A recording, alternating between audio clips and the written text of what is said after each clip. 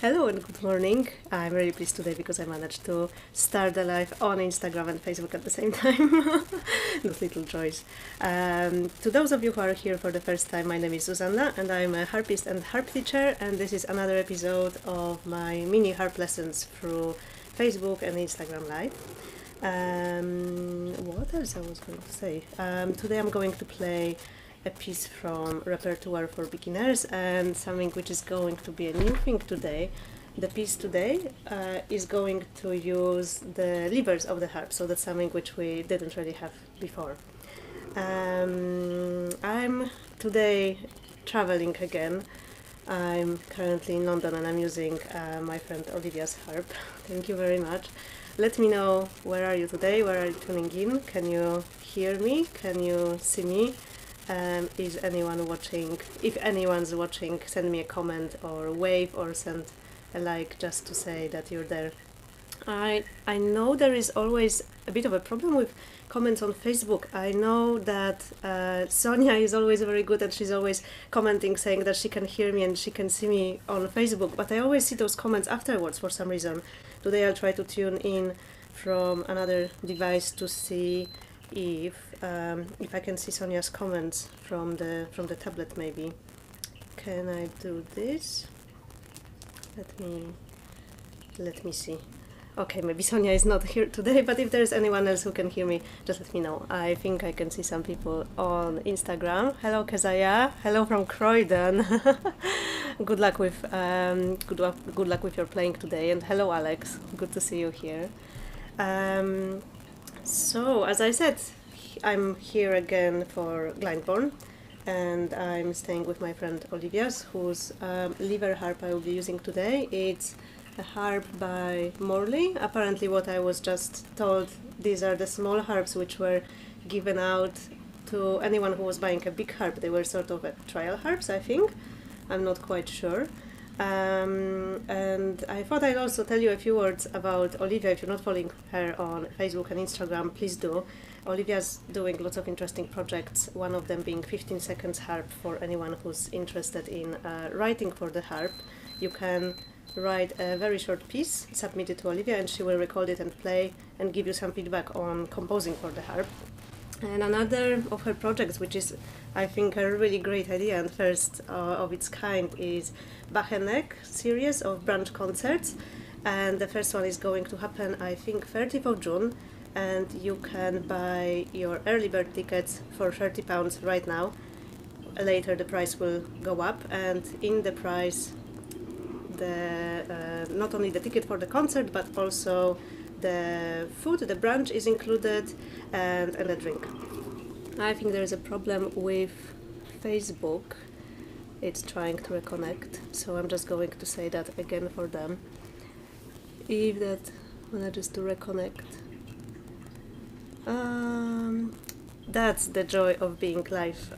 It's not really the playing that is stressful, it's all the technology. Because you just can't control what's happening with internet and stuff, and that can be very stressful, but we just need to find our way around it. So let me check what's it saying. Due to poor wireless connection, it has been paused and I can end the broadcast or move to a better signal. I'll try to move to a better signal if I can. I try to do this from the phone. Thank you for your patience, Instagram. Where everything seems to be going fine.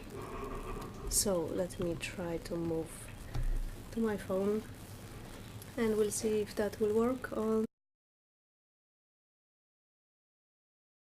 Hello again. Let's keep fingers crossed that it will survive for the next 15 minutes or so.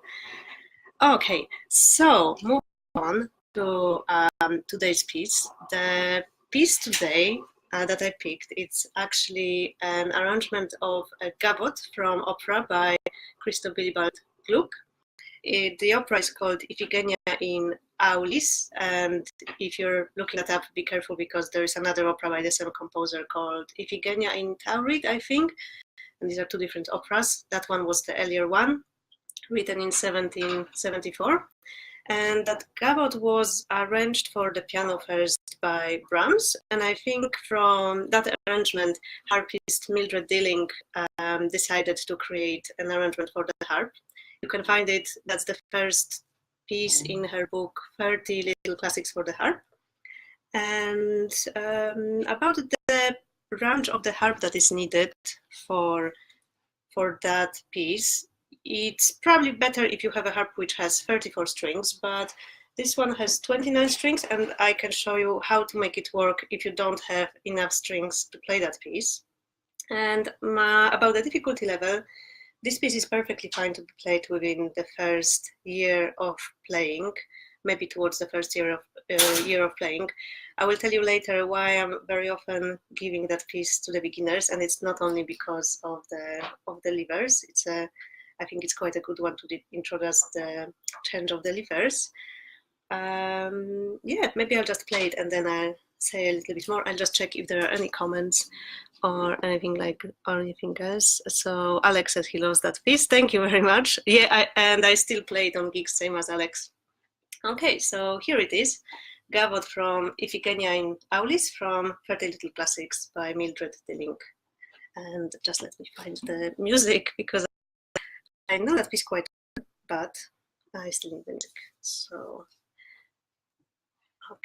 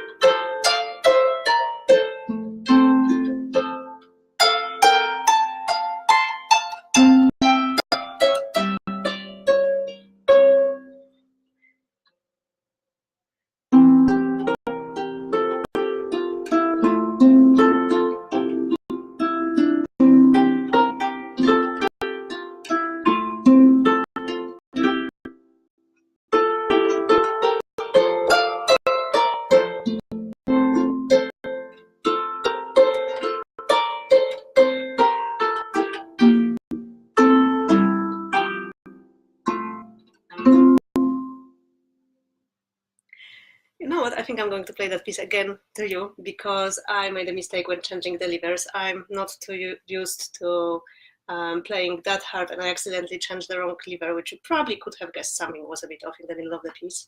Also, on that harp, these are really not levers, they are blades which you turn to make the string being pressed in the right space. So it's actually a bit more work to do that. I was practicing that yesterday, but as you can see, it's a bit hard still to see what you're doing there. So how about I play that piece to you again? And if you have any remarks, I can see Kazaya says really good, which also has arrangements of both bridal marches in it. Oh yeah, that's about the book 30 Little Classics for also arrangements of the Mendelssohn March and Wagner's Here Comes the Bride. But first, let me try playing again the Gavotte properly, so you can hear where the lever change happens and what does it do to the piece. Okay, fingers crossed. I will see which blade is which right now. Okay.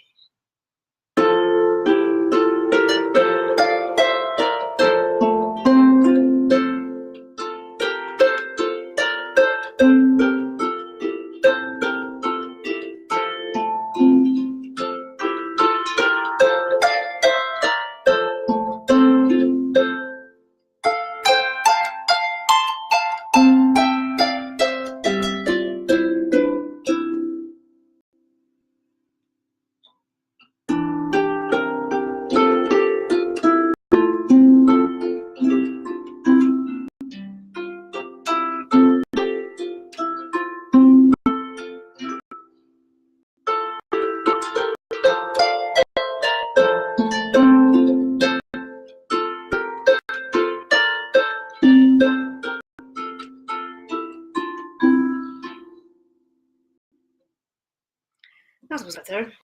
It's quite hard playing live and having all the internet stuff going wild and the new harp and everything, but I hope you got the lever change and where it happens. It's in the middle part of the piece before repeat comes back and you change the lever back. I'll just quickly check your comments. Sound quality much better than Instagram than on Facebook, says Olivia. Thank you for checking very much. Maybe I'll download the Instagram live then, although I always have the audio recording going on as well, better sound quality. So about the piece, maybe I'll explain first the thing that I told at the very beginning about the range of the harp and what can you do if your harp doesn't have enough strings to be played on. In this piece, we're actually on the harp, we're actually just missing the very bottom string. If we had one more string at the bottom, the F, that would be already possible to play, because that part in the left hand is actually supposed to be played an octave lower. And that doesn't create too many problems. The only thing I have to do when the hands lay together here, I have to replace the left hand thumb really quickly after playing the second finger of the right hand. So that's what I've done here. If we had only one more string, that would be actually fine, but there are ways around it. You can move things an octave higher, an octave lower. Another thing that I thought about doing is dropping that FE, or maybe playing an octave higher, like doing that, instead of playing.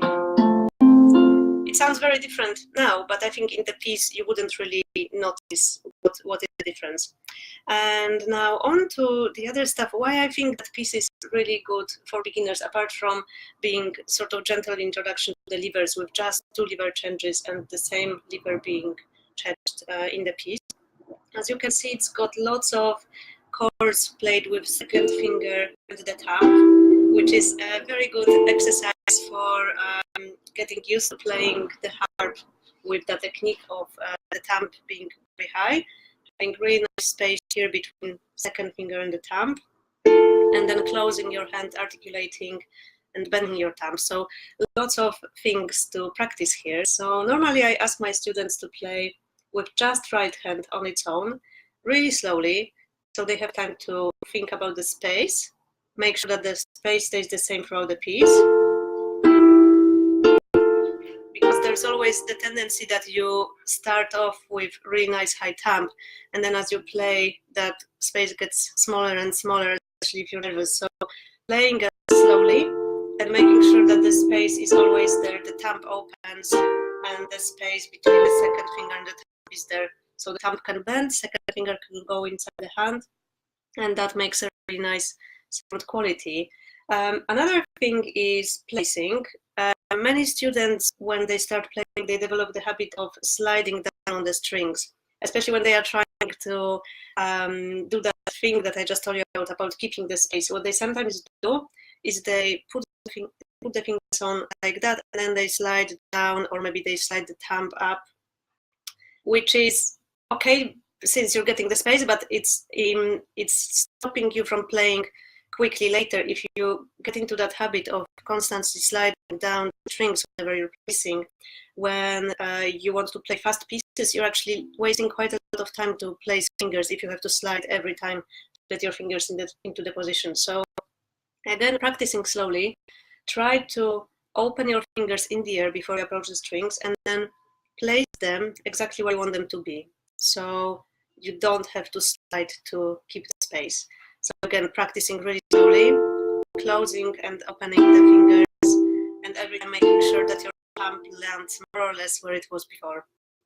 The third thing about this, as I said before, closing the fingers, so the thumb bends, second finger goes inside the hand. When you close your second finger, let all the other fingers close with your hand, but don't keep them glued in. So we're not wanting to play, we don't want to play like that with all the other fingers stuck inside the hand. We want the whole hand to naturally move with the notes that we play. And last thing, there was one more thing I wanted to say about the closing. Oh yeah, about the thumb. There are 2 schools of playing. Some teachers will teach you to bend the thumb. Some teachers will make you play with your thumb staying relatively straight and just pushing it into the string like that.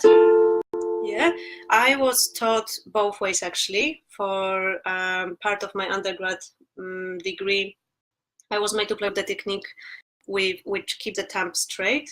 But then later I became more convinced about the bending of the thumb. And now that's how I teach. I think that makes the thumb become more relaxed, and as a result, the whole hand and the body is more relaxed. But I know people who play both ways, and it works perfectly fine. I just think that for me personally, that was a bit better, and that's how I choose to teach my students. But it's up to you and up to your teacher with the thumb. And now let's move on to the lever changes, another challenge in that piece, as you could see earlier. So to practice lever changes, I would recommend first just working on your left hand on its own, writing in your music, maybe in color, where that change happens. So your left hand is not just hanging there because it has lots of rest, but immediately after playing the last F before the change, it moves up to the lever. So I would practice a couple of times playing what happened before the lever change with the left hand, going to change the lever, wrong way, to change the lever, and then going to play what happens next. Okay, and then after you're sure about what happens where, try doing that in rhythm. So I try doing that 3, 4, 1, 2, 3, 4, 1, 2, 3, 4, 1, 2, and that's the next change, which you can practice exactly the same. Then, after you're quite confident that your left hand knows where it's jumping to and what it's doing, you can join that with the right hand. And maybe try actually practicing just right hand with the lever change. So you're getting used to playing your right hand while your left hand is doing something funny at the top of the harp. So I would try doing this. And I would try doing that very slowly again. Maybe if you need to even not keep the rhythm too strictly for now, just so you're getting used to right hand doing something else while the left hand is doing something different. And then you can try putting that into more rhythmic playing again when you feel more confident about left hand doing that while the right hand is playing. Yeah, and I think something that I should have done, which would have me playing today, which you can do on your own harp. I'm not using my own, so it wasn't that I didn't want to put something on the harp. But what you can do is put a little sticker on the blade or on the lever that you're changing. If it's only one lever in the piece, then you will be clearly able to see where is it, where do you need to reach out to change that lever. So that's a trick which could possibly help you avoid the lever fail, the blade fail that happened to me earlier. So yeah, that's that. Yeah, I think that's everything for today. Let me know if you enjoyed hearing the piece. I want to choose something a bit older piece because recently we heard pieces mostly from modern composers. But next week we're going to change again. That will be a modern piece and for slightly more advanced harpist. I'll just check your comments quickly. Thank you very much for all your kind comments, Kezaya, and thank you, Alex. And Kezaya says, when I watched the Facebook one, I couldn't really hear properly. Insta much better for me too. Okay, so that's good to know that Instagram is much better sound quality. I will consider that in the future, maybe when choosing which video to download and put on my website. One last question, because as I said, I'm trying to keep a balance in the repertoire between pieces for more advanced players and pieces for beginners who maybe are within the first year of, as this piece was suitable for people who just play the harp for a year or so. Tell me who are your students? Who are you? How long have you been playing the harp if you're studying? Which pieces would you like to hear?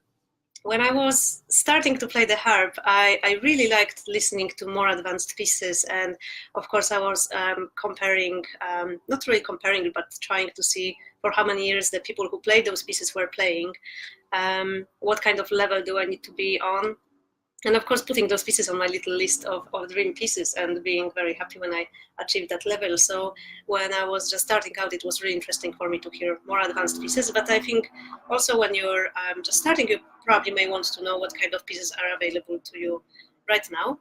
But anyway, let me know What is your preference? What would you like to hear more? Would you like more modern pieces, more older pieces, pieces which are more advanced, or pieces which are ready to play almost straight away? Just let me know in the comments. And yeah, I'll see you next week at the same time. Thank you very much, everyone, for coming. I can see last comment from Alex. Olivia says she didn't know the piece. I'm really glad lots of people say they didn't know the pieces that I'm playing, because I'm hopefully making them known for the teachers as well. Olivia says more beginner pieces, pre-grade 1. Okay, I'll take that into consideration. And Purple Bamboo, yes, that's a really well-known piece, and I didn't play it because I think that everyone knows it, but I might play it later for anyone who's not familiar. Thanks again for coming. By Instagram, by Facebook. Just go to end this and see you next week.